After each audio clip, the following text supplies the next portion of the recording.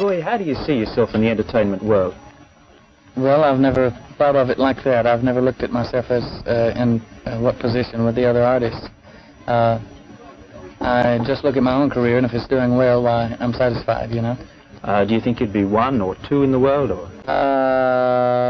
Roy, you wear high-heeled riding boots. Could you tell us why? No. I think it's just that if you're in the entertainment business, you sort of get to wear what you want to wear. Did you ever have a mentor, anyone that you particularly identified with, or a hero that you particularly identified with and said, no, that's the reason I'm going to go on striving? No, no one in particular. I had to write the songs that I wanted to sing because no one else really would at the time. And I'll always be crying.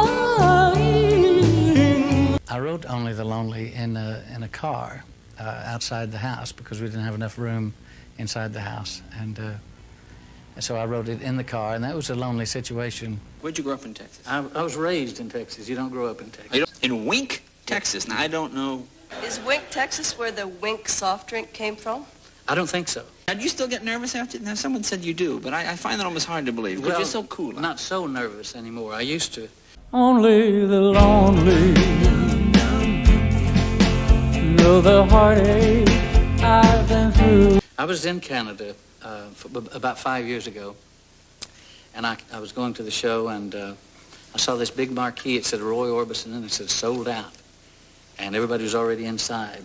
And I said, well, you know, all of these people came to see me for one reason or the other, so maybe I'll just relax and go on tonight, you know, because maybe they already know who I am and what I'm going to do, and, you know, maybe I have an edge. So I went on that night, and the show was quite good, so I didn't lose the first 2 or 3 numbers like I did before, you know, being too nervous. So not so nervous anymore. But you still get a little twinge. A little bit, just. Yeah? Thank you very much. You know, I've spent 30 years trying to be cool, and now I'm nervous, and I have to go back to the restroom again. Your music stood the test of time, do you think? Why is it still popular? I don't know. And now, how's it possible to keep your voice so unbelievable?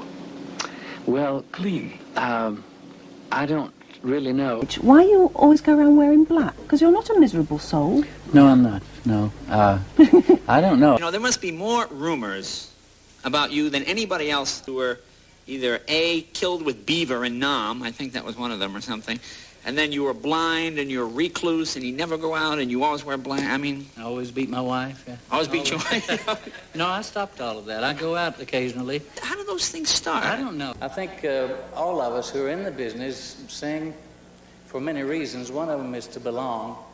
And I feel very honored, and I feel like tonight, since the induction into the Hall of Fame, I feel that I do truly belong. Thank you very much.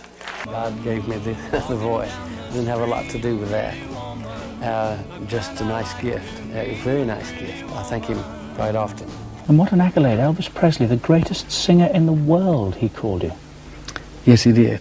Yes. Nice gift from God. 30 top 40s you've had down the years. You're number 9 on the all-time list of UK hitmakers, I understand. And there was a dip in your career. You've had a couple of tragedies in your life, bad things happening to you. Have these affected your outlook with your songwriting, the lyrics, for instance? I just write what I feel, and subconsciously, maybe so, but I don't think that they've had a profound influence over what I'm writing now. Have they changed your life in any way?